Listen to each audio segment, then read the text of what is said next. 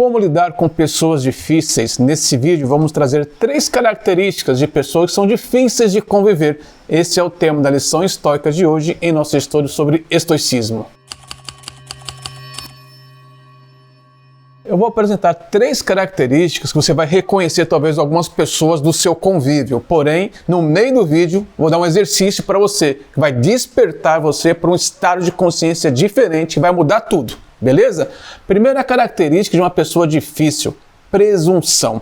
Pessoas presunçosas exigem bastante da gente. O que é uma pessoa presunçosa? É aquela que supõe as coisas já com uma certeza. Ela não consegue separar fato de opinião. Ela pega fato e transforma em opinião. E opinião todo mundo tem uma. Opinião é um julgamento sobre um fato. O fato é o que aconteceu. Neutro é um episódio, é um evento que acontece na linha do tempo. E a pessoa, quando ela julga aquilo, ela coloca o quê? As crenças, os valores, a visão de mundo que ela tem e julga aquele fato. E transforma aquilo em uma verdade absoluta, presunção. Essa presunção atropela a opinião de todas as pessoas que ela convive. Ela presume que a verdade dela é que deve prevalecer, independentemente de qualquer coisa. E se ela estiver em uma posição de poder, ela vai exercer essa presunção com mais força e com mais arrogância. É muito difícil conviver, porque você não consegue nem falar, você não consegue nem opinar, você não consegue nem defender uma ideia, porque ele já presume, ele já traz uma verdade, já traz uma certeza e decreta. Para ele é lei. E é difícil dialogar e conviver com pessoas que têm a mente tão engessada e a escuta tão fechada. Como lidar com uma pessoa presunçosa? A virtude que nós necessitamos muito é a da paciência. Se você tem interesse por essa pessoa, se ela faz parte do seu convívio, se ela é do seu sangue, se você depende dela de alguma maneira, você tem que aprender a ter paciência e não se irritar. Essa é a ideia, esse é o princípio estoico. Não se incomode, porque você já conhece a pessoa, você já sabe qual é o comportamento dela, você sabe que diante de uma situação polêmica, de um fato, ele vai transformar aquilo em uma opinião e vai trazer a ideia dele como verdade. E o que você prefere? Ser feliz e manter a sua calma e a sua paz? Ou estar certo com uma pessoa que acha que sempre está certa? Eu prefiro ficar calmo e ser feliz e deixar a pessoa falar e mudar de assunto, puxar um outro tópico, conversar sobre outras coisas. Eu sei que existe um desafio, que é uma dificuldade de lidar com o presunçoso, porém, ele também tem qualidades. Essa é outra maneira de lidar com pessoas que para você são difíceis. Explore quais são os pontos positivos dessa pessoa e se conecte com essa pessoa através desses pontos positivos, exercitando a sua paciência. Eu sei que é um desafio, porém, nós estamos aqui para encontrar o equilíbrio, porque não existe relacionamento perfeito. Se a pessoa é importante para você, vale a pena. Agora, existem situações que nós encontramos pessoas presunçosas que não fazem parte do nosso convívio. Aí eu não vou debater, não vou discutir. Eu vou só escutar por um ouvido e deixar sair pelo outro e seguir a minha vida. Eu não preciso medir força com pessoas que não estão dispostas a ouvir e a mudar porque acham que estão certas. Lembrando sempre que tudo que tira a sua paz é caro demais. Segunda característica de uma pessoa difícil é aquela que sabe tudo e acha que já sabe o suficiente. São as duas coisas, sabe tudo e o suficiente. E por isso não quer aprender nada de novo, não quer descobrir novas coisas, não quer explorar novos horizontes, não quer ouvir outras histórias. As histórias que valem são as dele. Ele passou por aquilo, então aquilo ele transforma em verdade. Ele resume a vida dele a alguns fatos que ele julga como verdade. A partir daí ele cria uma mentalidade fixa e não está mais aberto para a aprendizagem. Como é difícil conviver com pessoas que não querem aprender mais nada, que acham que já se bastam, que são autossuficientes e ficam ali paralisadas, estagnadas na vida. E se essa pessoa impacta o seu crescimento pessoal, seja um gestor, seja um parente, um amigo, ou seja, você convive com pessoas que estão estagnadas e a conversa não evolui. Quando você tenta conversar sobre algo novo, a pessoa não quer te ouvir. Ela já te corta e já coloca a verdade dela com base na experiência que ela teve e que ela já sabe que é aquilo e pronto, nada vai mudar. Pessoas assim. É muito difícil você não ter a oportunidade de abrir os olhos e os ouvidos dessas pessoas, porque elas não te ouvem. Sabe o que acontece? Você fica com uma sensação de impotência. Você tenta falar, tenta conversar e a pessoa não se abre, ela se fecha. E quanto mais ela se fecha, infelizmente, mais nós nos afastamos de pessoas difíceis. Para você lidar com pessoas assim, você deve fazer o seguinte. Pessoal, primeiro eu quero deixar claro que eu estou trazendo aqui algumas ideias com base naquilo que eu pratico, que você provavelmente também tem outras ideias de como lidar com pessoas difíceis. E com essa pessoa que sabe tudo, que não quer aprender nada de novo, você também deve ter alguma experiência. Por isso, comente aqui para a gente entender e aprendermos juntos. O que eu faço quando eu me deparo com uma pessoa assim? Eu desafio ela. Quando ela traz uma informação e ela fecha o assunto numa ideia que está fixa, eu pergunto, será? Será que não existe uma outra possibilidade?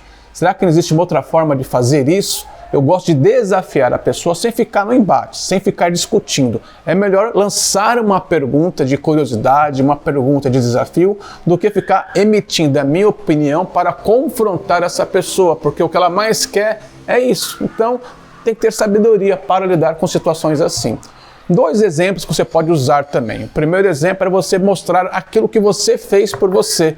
E você de repente tinha uma certa dificuldade em aprender algo ou ter curiosidade por algo, e de repente aquilo que você fez como novidade trouxe um benefício para a sua vida, uma mudança de pensamento. Você pode falar, eu pensava assim e eu mudei de ideia. Eu tinha essa opinião e mudei a minha opinião. Eu mudei a minha visão sobre isso. Traga exemplos específicos e ilustre o benefício que essa mudança trouxe para você. Outro exemplo que você pode fazer é trazer outra pessoa que também tinha uma dificuldade de aprendizagem, que tinha um temperamento, um comportamento parecido e de repente se libertou e com 40, 50 anos decidiu fazer uma faculdade, ou que de repente está fazendo um curso aí de culinária, um curso de pintura, um curso de arte, está participando de uma escola de dança, uma escola de música, começou a escrever.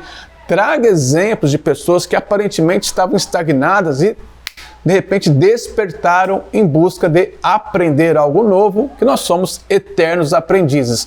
Seguem 3 exemplos de perguntas poderosas que você pode usar com pessoas que acham que já sabem tudo e não querem aprender nada. Quais são os benefícios de mudar de opinião? Quais são os benefícios de aprender algo novo? E o que você tem a perder em ouvir uma opinião diferente? Pratique e a conversa vai tomar outro rumo, você verá. Vamos ver agora o que o filósofo estoico Epicteto tem para nos dizer. E o título da lição no dia de hoje, 11 de abril, é o seguinte: se você quer aprender, seja humilde. E ele começa assim: joga fora tuas opiniões presunçosas, pois é impossível para uma pessoa começar a aprender o que ela pensa já saber. De todos os filósofos estoicos, Epicteto é o que mais se aproxima da figura de um professor.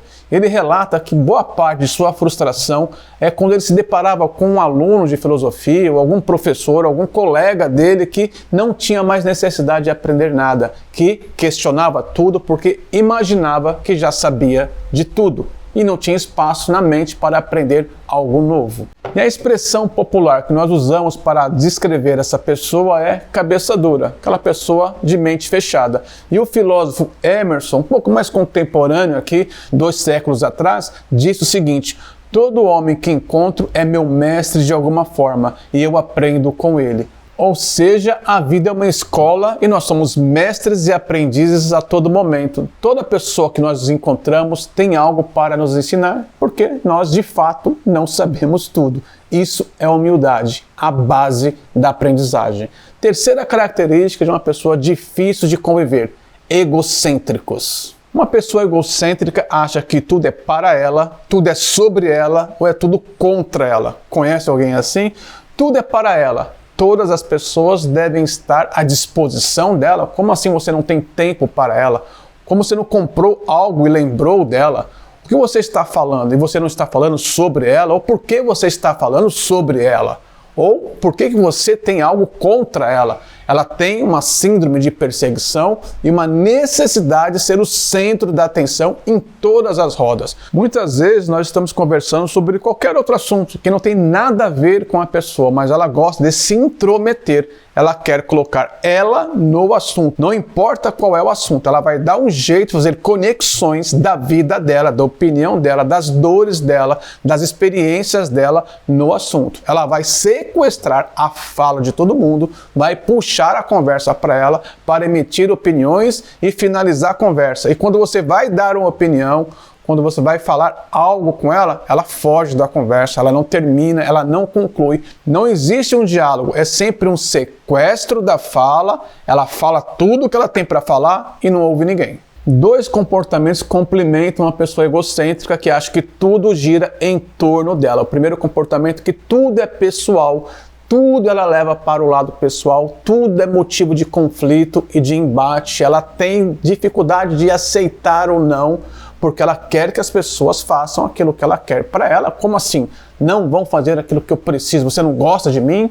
Você não quer conviver comigo? Eu não sou importante para você? Então ela traz tudo para o pessoal e ataca os outros indiretamente, até com algumas pequenas ofensas. E o segundo comportamento que complementa é a falta de empatia, zero empatia. Normalmente o egocêntrico não tem empatia, ele não vai perguntar o que o outro está sentindo, o que o outro está passando. Ele vai achar que aquilo que o outro está sentindo, aquilo que o outro está passando é por causa dele ou é sobre ele. Uma pessoa egocêntrica naturalmente se torna uma pessoa narcisista. E como lidar com uma pessoa egocêntrica? Como lidar com o narcisismo? Algumas dicas de comunicação, de relacionamento para lidar com pessoas egocêntricas. O desafio é tirar a pessoa do mundo dela e inserir essa pessoa em outros mundos.